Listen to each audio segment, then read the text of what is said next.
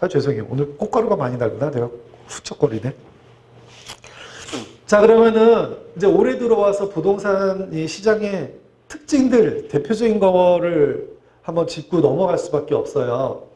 첫 번째는 뭐죠? 아시다시피 양극화가 이제 점점 더 심해지죠. 이미 많이 심해졌지만 규제가 심하다 보니까 결국은 특정한 곳에 쏠림 현상이 나요. 경기도권에 있는 부동산이 지금 홀대를 받지만 반대급부적으로 투자자가 결국은 인서울, 서울로 몰릴 수밖에 없기 때문에 서울의 부동산은 지금 떨어지질 않아요. 상승률은 줄어들어도 일부 단기적으로 0. 마이너스 0.0 몇 프로 살짝 떨어졌다 올라갔다 하는 곳은 있어요. 뭐 지금 뭐 서대문구도 그렇고 저번 같은 경우 양천구 재건축 아파트 단지 가격이 조금 떨어지면서 강남에 있는 쪽도 약간 통계적으로는 약간 밀리기도 하고 그렇게 했지만 그래도 서울에 있는 부동산은 지금 그냥 상승한다고 보셔야 됩니다. 앞으로 더욱더 양극화가 심해질수록 더욱더 그래요.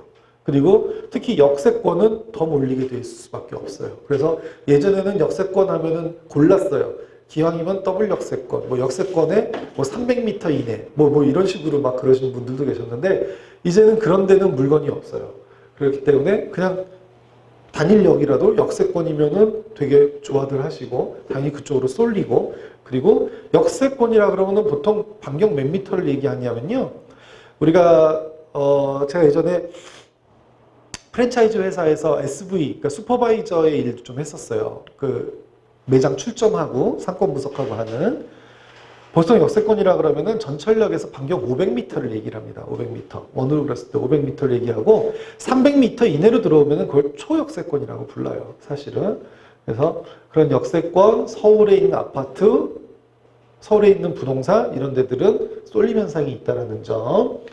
그리고 담보대출 규제 이거는 취약지역을 더 취약하게 만들 수밖에 없었고요. 청약 포기자가 증가했죠.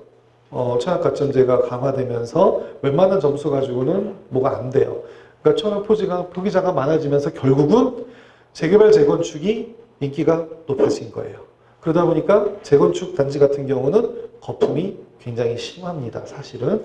그리고 재개발 지역도 앞뒤 안 보고 그냥 무작정 사시는 분들이 많이 늘었어요. 그래서 지금 서울에 있는 웬만한 재개발 지역은 원주민 대비 투자자, 그러니까 그 지역에 땅을 갖고 있는, 부동산을 갖고 있는, 소유하고 있는 사람들 중에 원주민이 아닌 타지 사람의 비율이 상당히 높아요. 대부분이다. 많이들 투자를 해놨기 때문에. 근데 이제 재개발 지역마다 지금 되게 명암이 엇갈리고 있긴 합니다. 자, 그리고 차익형 투자가 증가했죠. 이 소리는 뭐냐면 대출이 안 되니까 결국엔 예전 같으면 대출을 이용해서 오피스텔들도 예전에는요, 원래 오피스텔들 하면 그냥 1000에 60, 1000에 70 월세 받는 수익형이 대부분이었어요. 오피스텔 뭐 2억도 안 되는 1억 얼마짜리 오피스텔 분양받으면서 이걸 갭 투자한다 하는 경우는 많지가 않았습니다. 근데 요즘은 대출이 안 되니까 예전 같으면 이거는 수익형으로 갈 것도 지금은 갭 투자로 가요. 근데 또 이게 또 통하는 이유가 몰리니까. 서울에 예를 들어서 강남에 저희가 한 것 중에 그 남부터미널에 있는 그런 거 같은 경우도 예전 같았으면은 그냥 보증금 한 2, 3천만 원에 월세 한 120, 130 받는 수익형 부동산이 맞는 거였었지만 지금은 거기 저희가 분양받으신 분들의 거의 80% 가까운 퍼센테이지가 차익형이에요. 그냥 네, 전세로 받아갖고 갭 투자 하시려고. 근데 강남이고 역세권이다 보니까 오르거든요. 오를 게 뻔하거든요. 사람들이 몰리니까. 그러니까 이게 또 통하는 거예요. 서울에 있는 데들은. 근데 예를 들어서 지금 뭐 아까 얘기했던 뭐 동탄이나 평택이나 이런 데를 갭 투자로 생각하고 사셨다. 그러면 거기는 공급이 많고 하다 보니까 이게 안 되는 거죠. 원래는 수익형으로 가야 되는 건데. 그러니까 이런 부분들도 하나의 풍선 효과로 나타난 거고, 그리고 여러분들이 이 전세 수요에 대해서 걱정을 많이 하시는 분들이 계신데 지금 현재 재개발, 재건축 때문에 철거되고 멸실되는 호실, 그러니까 세대수가 앞으로 한 2, 3년까지는 증축되는 세대수보다 훨씬 많습니다. 멸실이. 그 소리는 통계적으로 따졌을 때 전세 물량이 부족하면 부족했지 남지는 않는다는 거예요. 단 특정 지역을 지금 당장 좀 남는 데들이 있긴 있어요. 어디죠? 송파. 송파 같은 데는 문정법조단지 주변으로 워낙 공급이 강력하게 들어왔기 때문에 송파 지역 같은 경우는 전세 물량이 좀 많아요. 근데 그렇다고 해서 전세 가격이 떨어지진 않습니다. 물량이 많아서 뭐냐면 전세가 빠지는 시간이 예를 들어서 예전 같으면은 직방이나 다방이나 이런 데 통해서 전세 내놓습니다 하고 탁 올리면 한 달 안에 다 계약돼서 계약서 썼는데 요즘은 막 3개월, 4개월, 길게는 막 5, 6개월까지도 걸려요. 근데 절대 집주인들이 가격을 떨어뜨리진 않아요. 왜? 그걸로 잔금 치러야 되니까 못 떨어뜨리는 거예요. 그러니까 시행사업자들도 건축한 사람들도 그걸 아니까 기다려줘요, 또 그거를. 이런 식의 현상들이 지금 발생을 하고 있다는 점. 그게 이제 특징이고요. 또 한 가지는 이제는 뭐죠? 중장기 투자가 증가했다라고 하는데 이거는 증가하고 싶어서 증가한 게 아니라요. 증가할 수밖에 없기 때문에 증가를 한 거예요. 왜?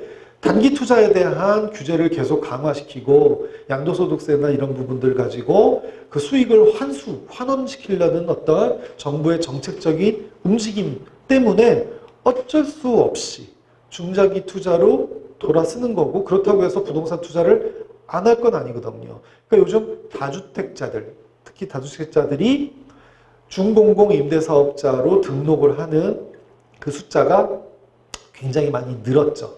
근데 또 그럴 수밖에 없는 거는 중장기 투자를 하면 정부에서는 지원을 또 해주니까 혜택을 주겠다라고 해서 뭐 보유세도 감면시켜주고 취득세, 그러니까 구매 단계, 보유 단계, 매도 단계 이 세 단계에서 혜택을 다 주기 때문에 중장기 투자로 돌아설 수밖에 없는 분위기로 자꾸 끌고 가는 거고요.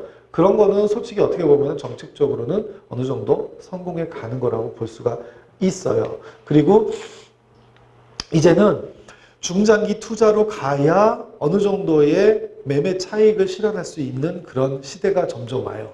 예전처럼 요즘 여러분들 그 재건축이나 재개발을 통해서 기대 수익이라 그러죠. 한 5년 이내에 내가 수익을 볼 수 있는 어떤 단계까지 간 재건축이나 재개발 같은 경우는 기대 수익이 예전 같으면 뭐 한 번 해갖고 더블 해서 막 5억, 6억 벌었다 하는데 어려워요, 그런 거. 요즘은 재건축 단지들도요, 한 1억 5천에서 한 2억 정도 내가 시세 차익을 볼 수 있다 그러면 되게 잘하는 거예요. 그 정도면. 그렇기 때문에 예전보다 거품이 많이 빠졌다라는 점. 그렇기 때문에 중장기적으로 끌고 가는 그런 분위기가 결국은 조성되어 있다라는 점. 그리고 이거는 더 강화된다는 점이 하나의 특징이고요. 결국 이건 뭐죠? 여러분들도 사실은 어쩔 수 없이 그렇게 마인드를 가셔야 돼요. 중장기 투자로 가셔야 돼요. 단기 투자에서는 특별하게 수익을 그렇게 올릴 수 있는 방법이 많지가 않습니다. 전혀 없다고 말씀 못 드리겠는데. 자, 그리고 또 한 가지. 마지막은 사업자의 증가예요. 이거는 주택임대사업자를 등록시켰다라는 측면에서 얘기 말씀드리는 게 아니라요.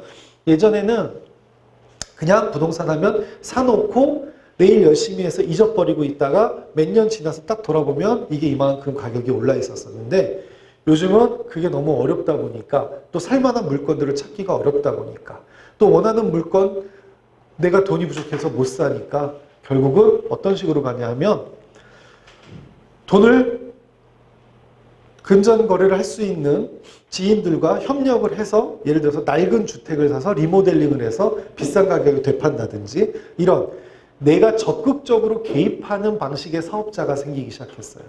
예전에는 동업하면 되게 어렵잖아요, 사실은. 근데 상대적으로 이 부동산 사업은 조금 동업하기가 다른 여타의 사업보다는 좀 깔끔해요. 그걸 서로 돈을 나누고 빼고 해갖고서는 수익을 털고 하는 방식이 좀 쉽기 때문에 그래서 이렇게 동업으로 신축 판매업이라는 사업도 있고 여러 가지가 있는데 임대업이라는 사업도 있고 이런 사업자들이 점점 생기기 시작했어요. 그래서 예전에는 여기는 남자분들밖에 없으니까 아주머니들이 예전에는 그냥 뭐 사놓고 팔고만 하다가 요즘은 아주머니들이 서로 모여갖고 돈 모아서 집 사서 재건축해서 팔고 이런 분들이 많아졌어요, 옛날보다. 그리고 젊은 층들 사이에서는 어차피 두 가지로 나눠요. 남겨져요. 한 세 가지로 봐야 되겠구나. 두 가지로 나눠져요. 부동산에 대한 부분을 아예 포기하는 젊은이들. 왜냐하면 이거는 나는 금수저도 은수저도 아니어서 부모님이 나한테 줄 것도 없고 내가 월급 모아갖고 부동산을 가지고 무슨 나중에 뭔가를 하나 만든다라는 거는 불가능하다라는 분들 때문에 아예 포기하는 쪽이 생기고 나머지 반대는 부모님이 금수저 은수저에서 물려주는 재산이 있어서 받는 쪽 아니면 젊은 나이에 부동산 재테크에 대한 눈을 틔워서 한 30대, 벌써 20대 후반 30대 초반에서부터 부동산 재테크를 쳐다보는 친구들이 생기기 시작했어요. 그래서 소액으로 정말 한 4, 5천만 원 가지고 투자하는 친구들도 있지만 아까 말씀드렸듯이 적극적인 사업자, 에어비앤비라든지 아니면 쉐어하우스라든지 이런 걸 통해서 하나의 사업 모델로 나의 사업으로 뛰어드는 친구들도 생기기 시작해갖고 이러한 사업자들이 발생을 했다. 결국은 부동산 사업이 예전보다 다각화되고 다양해졌다라는 말씀이고 아직은 초창기 단계지만 유럽이나 일본이나 이런 데를 비추어서 생각해 본다면 이 사업자 증가는 굉장히 많이 앞으로 더 탄력을 받을 것이다 라고 말씀드릴 수가 있겠습니다.